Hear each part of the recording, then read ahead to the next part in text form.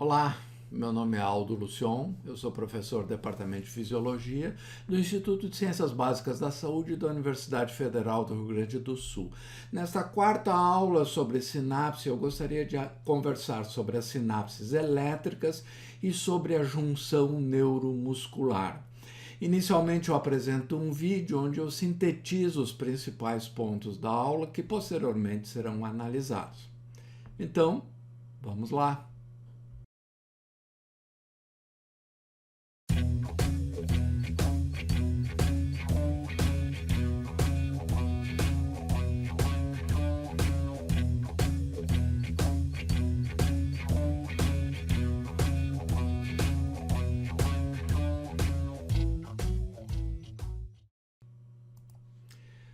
Objetivos da aula. Inicialmente, analisar as sinapses elétricas, posteriormente, a junção neuromuscular, e o terceiro ponto da aula trata de analisar os mecanismos alterados nessa patologia que se chama miastenia gravis. Sinapse elétrica, primeiro ponto da nossa aula.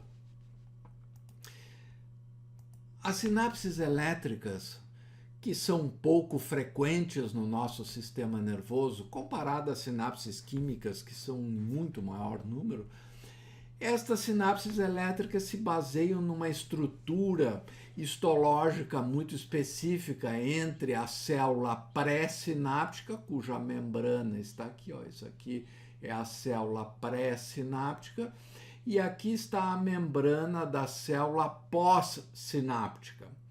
Diferentemente das sinapses químicas, em que há um espaço relativamente grande entre a membrana pré e pós-sináptica, nas sinapses elétricas há uma junção, e essa junção se chama junção comunicante ou gap junction, em que as duas estruturas, tanto a membrana pré-sináptica como a membrana pós-sináptica, estão muito próximas uma da outra. Inclusive, elas compartilham canais iônicos, como mostra aqui na figura esse desenho em verde que ele representa aqui. Em maior aumento, nós vemos aqui canais formando poros que colocam em contato a célula pré-sináptica com a célula pós-sináptica. Então, essa é a estrutura na qual se baseia a transmissão do sinal nervoso através das sinapses elétricas. Então, comparando as duas, vamos olhar primeiro aqui nessa parte de baixo da figura, nós temos nas sinapses químicas, como nós analisamos em outras aulas, o terminal sináptico, o terminal pré-sináptico, com as vesículas contendo o neurotransmissor, as enzimas que sintetizam o neurotransmissor aqui no terminal sináptico, ou os neuropeptídeos que já vêm prontos lá do corpo celular. O ponto essencial das sinapses é a transmissão do sinal, ou seja, da mensagem do potencial de ação pré-sináptico para a célula pós-sináptica. Como nós analisamos, as sinapses químicas envolvem um mecanismo relativamente complexo de liberação do neurotransmissor que atua sobre receptores pós-sinápticos, abrindo canais na membrana pós-sináptica, despolarizando ou hiperpolarizando a membrana pós-sináptica. No caso das sinapses elétricas, não, nós temos aquela junção entre, aqui está a célula pré-sináptica que se liga fisicamente à célula pós-sináptica. Portanto, o potencial de ação passa de forma direta da célula pré para a célula pós-sináptica. Portanto, a transmissão do sinal nas sinapses elétricas é muito mais rápido do que nas sinapses químicas, que envolve todo esse mecanismo aqui bastante complexo. Nas sinapses elétricas, esse sinal passa diretamente, e há um outro detalhe importante, que nas sinapses elétricas os sinais nervosos podem ser bidirecionais, Ou seja, o potencial de ação pode passar nesse sentido, mas ele pode também ser conduzido no sentido inverso. O que não ocorre nas sinapses químicas. Nas sinapses químicas, a direção do potencial de ação é única, é da célula pré para a célula pós-sináptica, por razões óbvias, porque é na célula pré-sináptica que nós temos o neurotransmissor e é na célula pós-sináptica que nós temos o receptor. Portanto, o sinal passa, o potencial de ação passa da célula pré para a pós-sináptica. Junção neuromuscular. Esta figura mostra a relação da célula nervosa, aqui do neurônio motor, fazendo uma ligação com as células musculares de um determinado músculo. Essa interação entre a célula nervosa motora e as células musculares se chama junção neuromuscular, por razões óbvias. A junção neuromuscular envolve alguns aspectos muito semelhantes às sinapses químicas. Na junção neuromuscular, nós temos as duas faces. Nós temos do lado nervoso, do lado da célula nervosa, nós temos também o terminal dessa célula nervosa, desse neurônio, que contém vesículas. E estas vesículas contêm um neurotransmissor, que no caso da junção neuromuscular é a acetilcolina. Então, a acetilcolina está armazenada aqui dentro dessas vesículas, e essa acetilcolina também é liberada, assim como nas sinapses nervosas, pelo potencial de ação que trafega por essa via motora nervosa. O potencial de ação chega até aqui, aciona canais de cálcio voltagem dependentes, como lá nas sinapses nervosas. O cálcio penetra na célula, no terminal nervoso, e promove a exocitose, a liberação do neurotransmissor, que neste caso é a acetilcolina. E esse neurotransmissor vai atuar sobre a célula nervosa. Então, nessa figura aqui é interessante porque ele rebate, né? Nós temos aqui o terminal, aqui do lado direito da figura, o terminal nervoso, e ele mostra em maior detalhe como se a gente levantasse ou retirasse o terminal nervoso, e nós então estamos enxergando aqui a face muscular da junção neuromuscular. Na face muscular, nós temos receptores para acetilcolina na membrana da célula muscular. Receptores ligante dependentes para acetilcolina. Estes receptores para acetilcolina pós-sinápticos estão localizados aqui na membrana da célula muscular, nesta região específica da região da célula muscular, que se chama placa motora. É só um nome para designar a região da membrana da célula muscular em contato com a sinapse, com a célula nervosa, com o neurônio motor. Então, isso aqui é a placa motora. E ali na placa motora nós temos esses receptores sensíveis à acetilcolina.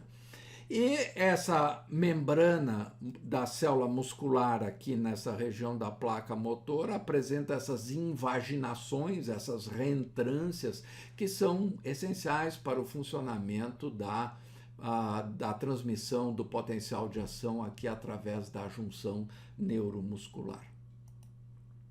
Então, olhando em maior detalhe, nós temos aqui o terminal nervoso, ou seja, a fibra nervosa motora, com as suas vesículas contendo acetilcolina, canais de cálcio. A acetilcolina é liberada na junção neuromuscular, mais especificamente nessa região da membrana da célula muscular que se chama placa motora. Essa acetilcolina que está aqui dentro é liberada, ela atua sobre esses receptores sensíveis à acetilcolina que permitem a entrada de íons positivos, como por exemplo o sódio, e isso despolariza a membrana da célula muscular, despolariza a membrana da célula muscular nesta região. E esta despolarização induzida pela ligação da acetilcolina aciona canais de sódio, voltagem dependentes localizados aqui na base, localizados preferencialmente aqui na base dessa reentrância da placa motora, nessa invaginação da membrana celular da célula muscular. Então, a acetilcolina despolariza essa região e essa região da membrana da célula muscular ativa canais de sódio, voltagem dependentes que permitem a entrada, o influxo de íon sódio e, portanto, a geração de um potencial de ação nesta célula muscular, na membrana desta célula muscular. Então, é isto que ele mostra, aqui escrito mais à direita. O primeiro passo é a liberação da acetilcolina pelo influxo de íons cálcio. Essa acetilcolina se liga a um receptor específico a ela, permite a entrada de sódio, despolarização da placa motora, abertura de canais de sódio voltagem dependentes, influxo de sódio, despolarização, potencial de ação. Desta forma, o potencial de ação que trafegou, que foi conduzido pela fibra motora, aquele sinal que foi conduzido pela fibra motora, a fibra nervosa motora, se transmite para a célula muscular, para o músculo. Miastenia gravis.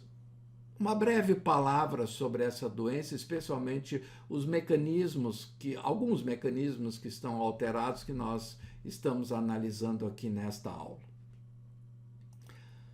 Na miastenia gravis ocorre uma alteração importante da placa motora, uma alteração importante dos receptores localizados na membrana da célula muscular da junção neuromuscular. Olhando mais detalhadamente, aqui nessa parte esquerda da figura, nós temos aqui uma relação normal entre o neurônio, a célula nervosa motora e a célula muscular. Então, nós temos os receptores aqui para a acetilcolina e essas invaginações. Então, a acetilcolina é liberada e desencadeia um potencial de ação nessa célula muscular. No caso da miastenia gravis, nós temos uma redução importante de receptores para a acetilcolina aqui na junção neuromuscular e também uma diminuição importante daquelas reentrâncias onde estão os canais de sódio voltagem dependentes. Relembro que os canais de sódio voltagem dependentes estão aqui na base e nesta doença há uma redução destas reentrâncias da placa motora. A miastenia gravis, eu não vou entrar em detalhes nisso, mas ela se deve à síntese, à produção pelo organismo de anticorpos contra os receptores da acetilcolina localizados aqui na placa motora. Portanto, estes receptores para acetilcolina são degradados, são destruídos muito rapidamente, reduzindo, portanto, o número de receptores aqui localizados e, portanto, reduzindo a transmissão do sinal da fibra nervosa motora para a célula muscular. E, portanto, a consequência clínica, a consequência ampla para o indivíduo é a redução da contração muscular, a incapacidade ou a dificuldade para realizar movimentos, simplesmente porque o sinal não passa da célula muscular, da célula nervosa, para a célula muscular. Fazendo um breve parênteses, os nossos músculos esqueléticos, eles dependem estritamente do sinal nervoso. Se não houver potenciais de ação na célula nervosa sendo conduzidos para a célula muscular, A fibra muscular não é esquelética, né? Ela não é capaz de se contrair espontaneamente, diferentemente de outras fibras musculares, por exemplo, cardíacas ou mesmo músculos lisos lá no tubo digestivo. Então, é necessário, esse potencial de ação da célula nervosa é necessário ser conduzido para a célula muscular de maneira efetiva, e essa condução fica comprometida nesta doença que tem como causa inicial a destruição desses neurônios, desses receptores, perdão, da placa motora. No caso da miastenia gravis, uma das maneiras de reduzir os efeitos da transmissão neuromuscular é aumentar o tempo da acetilcolina aqui na fenda sináptica, porque a membrana da célula muscular contém enzimas que degradam, que naturalmente todos nós temos, enzimas que degradam a acetilcolina. Isso é fisiológico, isso, a destruição da acetilcolina. No caso da miastenia gravis, o que se faz é inibir esta enzima, permitindo com que a acetilcolina permaneça mais tempo aqui nessa junção neuromuscular e, portanto, possa acionar esses canais esses receptores para acetilcolina que estão em menor número. Então, a gente aumenta a oferta do neurotransmissor aqui nessa junção neuromuscular. Resumo da aula. As sinapses elétricas envolvem uma junção específica entre as membranas das células pré- e pós-sinápticas, que é do tipo comunicante. As sinapses elétricas são rápidas, não há aquele retardo sináptico como nas sinapses químicas, e elas são bidirecionais. Enfatizo que o número de sinapses elétricas no nosso sistema nervoso central é muito pequeno, comparado com as sinapses químicas. Junção neuromuscular, o neurônio motor atua na placa motora. Placa motora é a parte da membrana da célula muscular relacionada ao terminal nervoso. A membrana da célula muscular, nesta região da placa motora, apresenta invaginações que são importantes para a eficiência da transmissão do potencial de ação. O neurotransmissor da junção neuromuscular é a acetilcolina. A acetilcolina despolariza a membrana da célula muscular, primeiro pela abertura de canais de sódio, que são dependentes deste ligante, dependentes da acetilcolina, e esta despolarização aciona canais de sódio dependentes de voltagem, desencadeando assim um potencial de ação na célula muscular. Desta forma, o potencial de ação da célula nervosa, do neurônio motor, passa para a célula muscular e promove a contração muscular de todo o músculo. Era isso que eu gostaria de conversar com vocês hoje. Muito obrigado pela atenção.